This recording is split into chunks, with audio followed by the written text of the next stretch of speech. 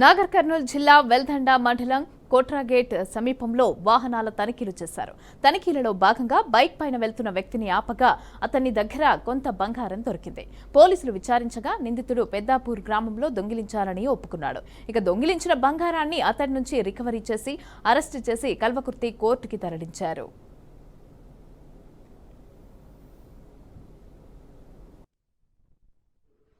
మధ్యాహ్నం సమయంలో కొట్రా గేట్ చౌరస్తానందు వెహికల్ చెకింగ్ వెల్దండ సిబ్బంది వెహికల్ చెకింగ్ చేస్తుండగా ఒక అనుమానమైన వ్యక్తి పారిపోతుండగా అతన్ని పట్టుకోగా అతని బైకు TH07HZ3212 అనే బైకు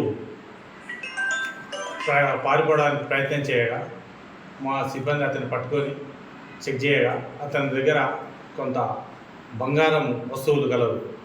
అటు బంగారము ఎక్కడదని అడిగితే అతను ఇది దొంగతనం చేసినని ఒప్పుకోలు చేస్తే అతన్ని పిఎస్కి తీసుకొచ్చి విచారించాక పోయిన నెల నుండి మన వెల్దండ, కల్వకుర్తి, మిడ్జిల్, ఊర్కొండ ప్రాంతాల్లో దొంగతనాలు చేస్తున్నానని ఒప్పుకున్నాడు.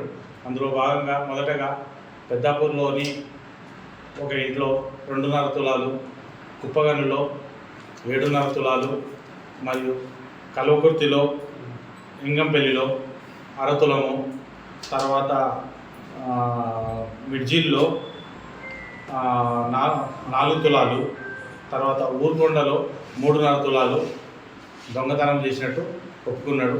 అతన్ని చేసిన దొంగతనం అంతా బంగారం అంతా రీకవరీ చేసినాము.